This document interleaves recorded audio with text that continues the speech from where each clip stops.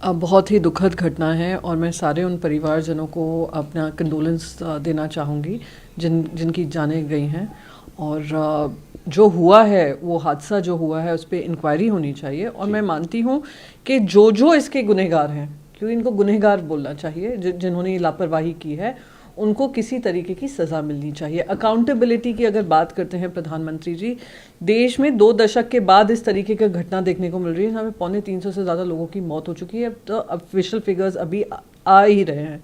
तो मैं बस यही कहना चाहूँगी कि हम सब पूरे देशवासी आज उन परिवारों के साथ खड़े हैं जिनके परिवार में से जाने गई हैं, और साथ ही साथ उम्मीद करूँगी कि जो इसका गुनहगार है उसको सज़ा मिले। देखिए, पूर्व रेल मंत्री वो खुद भी रह चुकी हैं, और जो जाने गई हैं उसमें से काफ़ी लोग वहीं के वेस्ट बंगाल के रहे होंगे। तो इस समय पर दुख जताना तो मैं मानती हूँ लाजमी है, और क्रोध भी आ सकता है कि जब जाने इस वजह से गंवाई गई हैं क्योंकि ट्रेन का जो सेफ्टी और सिक्योरिटी का जो ध्यान देना चाहिए उसका पालन नहीं हुआ है। और साथ ही साथ वो उनका भी कहना सही है कि 21वीं सदी की सबसे बड़ी घटना है। एक तरफ हम देखते रहते हैं कैसे प्रधानमंत्री प्रचार मंत्री की तरह, स्टेशन मास्टर की तरह हरी झंडियाँ दिखाते रहते हैं, नए ट्रेन्स इंट्रोड्यूस किए जा रहे हैं, ट्रैक्स वही पुराने लगे हुए हैं, सेफ्टी सिक्योरिटी फीचर्स का कुछ उसमें ध्यान नहीं दिया गया है। 3.25 लाख से ज़्यादा वहाँ पे वैकेंसीज़ हैं, रेलवेज़ में वैकेंसी हैं जो काफ़ी तो सेफ्टी डिपार्टमेंट की हैं। तो इन सारी चीज़ों को, पर मैं आज का दिन वो नहीं है जहाँ पे हम ये बातें करें। ये इंक्वायरी होनी चाहिए, इन्वेस्टिगेशन होना चाहिए, अकाउंटेबिलिटी सेट होनी चाहिए, और जो भी अधिकारी इसके पीछे है, और मैं तो कहूँगी मंत्रालय में भी जो इसके लिए जिम्मेदार हैं उन पे कार्रवाई हो। देखिए, आज जो हादसा हुआ है वो हादसा बहुत ही दुखदाई है, दुर्भाग्यपूर्ण है। और ऐसी चीज़ जैसे ममता बनर्जी जी ने भी कहा कि 21वीं सदी की सबसे बड़ी घटना है। देश में ये भी ध्यान देना होगा, जैसे अधीर रंजन चौधरी जी जो कह रहे हैं, ये हमारी शिवसेना पार्टी का भी स्टांस रहा है कि बुलेट ट्रेन प्रोजेक्ट जो मुंबई अहमदाबाद के बीच में बन रही है, हज़ारों करोड़ों रुपए का खर्चा हो रहा है, एक वैनिटी प्रोजेक्ट के रूप में बन रहा है, क्योंकि बहुत सारी ट्रेन्स ऑलरेडी उस रूट पे चलती हैं, बहुत सारी फ्लाइट्स चलती हैं, बसेस चलती हैं, कनेक्टिविटी ऑलरेडी वहाँ पर है।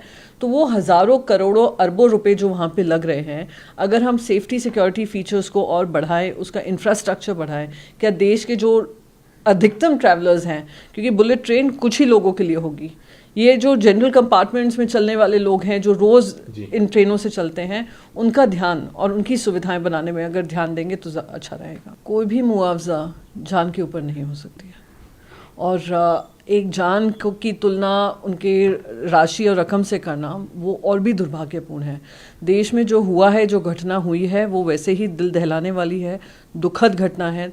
करीब 300 लोगों की मौतें हुई हैं। बस यही उम्मीद है कि केंद्र सरकार जिनके हाथों ये गलती हुई है, उनके लोगों का, उनके परिवारजनों को किसी तरीके से उनको एक कॉम्पेंसेशन दिया जाएगा जो सम्मानजनक होगा, और उनके जो परिवारों में एक बड़ा सा एक गैप हुआ है, किसी की जान गई है, उसको ध्यान देकर रकम दी जाएगी। नहीं, आश्वासन दे रहे हैं। आश्वासन तो कुछ महीनों पहले उनके पीपीटी पावरपॉइंट प्रोजेक्ट्स जो दिखा रहे थे कि किस तरीके के सेफ्टी फीचर्स हैं और कितना यूरोप स्टैंडर्ड्स के सेफ्टी फीचर्स हैं, ये सब उन्होंने बताया था। मैं इस समय पर मैं राजनीति नहीं करना चाहूँगी, पर थोड़ा आत्मचिंतन ये सरकार करे कि आप लोग सिर्फ प्रचार मंत्री बनकर रह गए। रेल मंत्री कम थे, प्रचार मंत्री ज़्यादा थे, प्रधानमंत्री स्टेशन मास्टर बनकर घूम रहे थे।